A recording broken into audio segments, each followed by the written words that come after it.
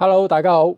今日開箱主角榮耀 Magic 8 RSR， 好，兩個色咧翻晒噶啦，一齊開箱。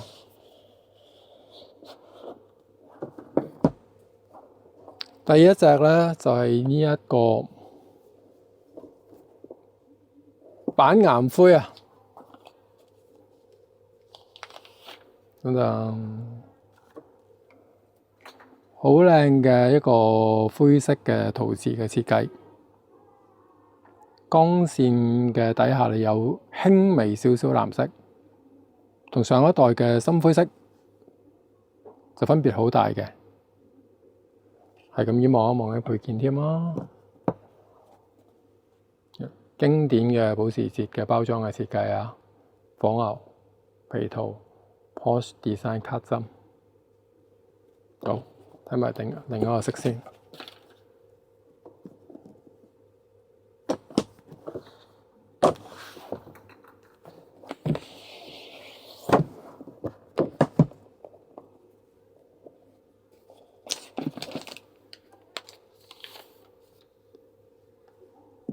呢個月光石，咁啊係一個淺紫色咁樣嘅設計。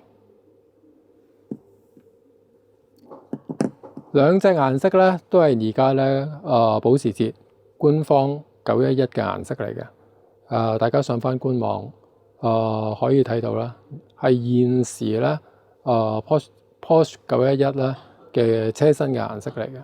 咁一如以往啦，呢一代嘅 RSR 咧都跟足Porsche 嘅顏色啦去做嘅。兩隻咧，我覺得個感覺咧都相當之唔錯。外形咧一定係 Magic 8 RSR 最大嘅賣點。雙飛線嘅設計啦，今次係一個經典嘅 Porsche Design 嘅直紋咯。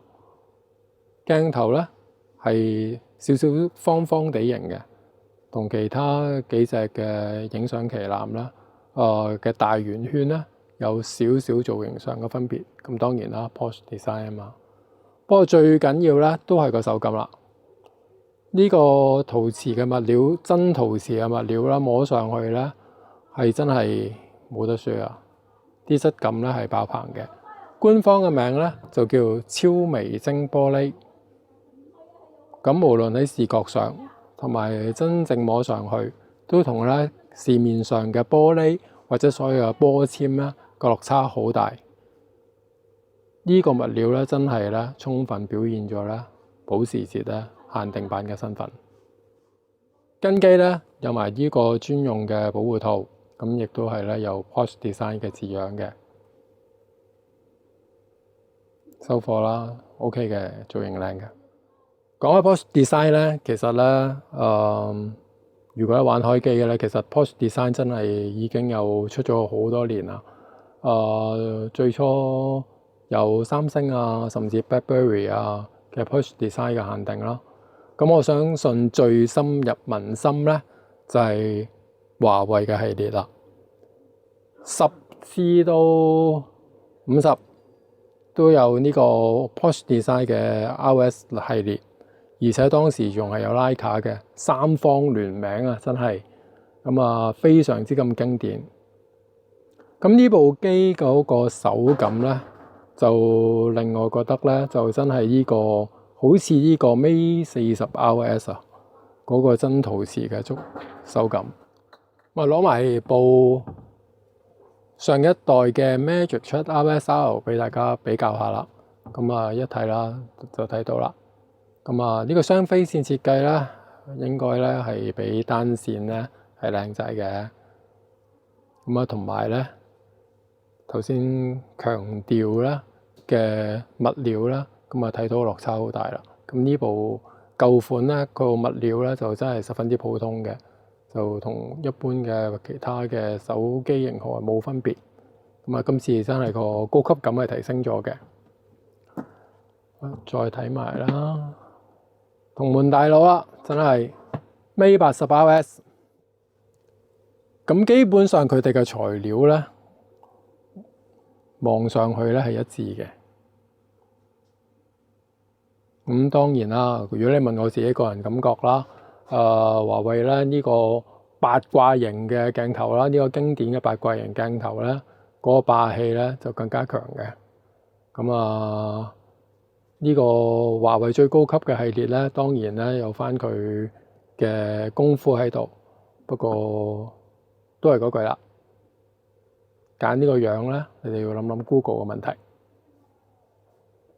鏡頭咧主打就係呢個超夜神嘅鏡頭。咩叫超夜神咧？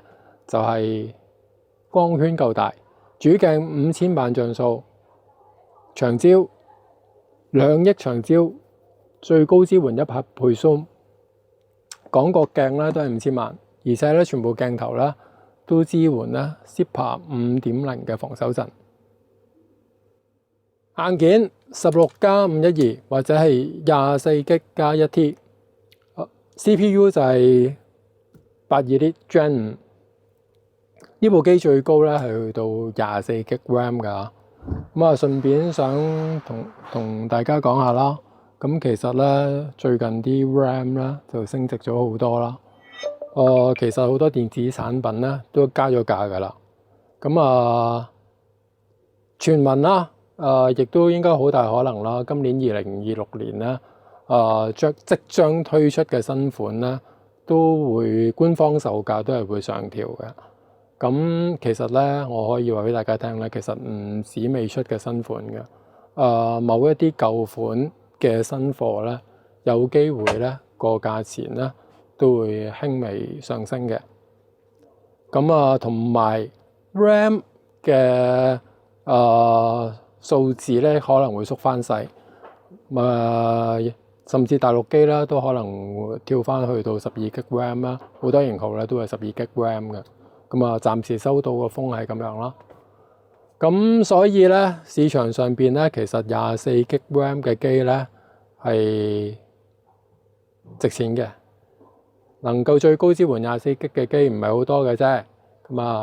你哋自己研究啦，都係嗰句珍惜現貨啦。如果想要大 RAM 數嘅，要買就趁手啦。熒光幕方面，6.71寸嘅熒光幕，最高亮度咧去到6000 nit。最特別咧就係 Honor 咧係所有嘅品牌之中咧最多嘅 display 嘅護眼嘅設定噶啦。實在咧就非常之咁體貼。不過咧，我亦都真係頭先玩咗佢2個鐘頭啦。佢真係望起上嚟咧，高亮度得嚟咧，非常之舒服嘅。啲設定咧，你哋自己咧去慢慢調校咧，邊樣咧係最適合噶啦。Software Magic OS 10.0，Android 16嘅 base 嚟嘅。有大量嘅 AI 功能 ，Yoyo 榮耀 Yoyo。全部嘅 AI 功能啦，無論係手機運作或者係執相嗰啲，全部都喺香港用到噶啦。而且 AI 係支援廣東話，佢哋可以廣東話發聲嘅。Google 方面咧，亦係同 Vivo、OPPO 嗰啲一樣，喺榮耀個應用中心下載 Play Store，搞掂噶啦。好多嘅貼心嘅功能。不過咧，我自己咧純粹個人咧最喜歡咧就係咧，除咗 Honor 之外，其實 OPPO、Vivo 都有嘅。幾乎咧所有嘅應用程式咧，佢喺內置咧都可以雙開嘅。呢樣嘢咧係非常之咁方便。喺應用程式嗰度咧，大家見到咧呢個應用程式分身啦，更多分身。基本上你下載咗乜嘢應用程式咧，全部都可以分身嘅。我基本上測試過所有嘅社交程式咧，都可以直接分身嘅。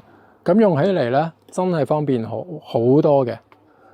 就同三星嗰啲 Dual Messenger 啦，其實咧佢只不過得2-3樣嘢可以俾你雙開啦。iPhone 就乜都唔使開啦。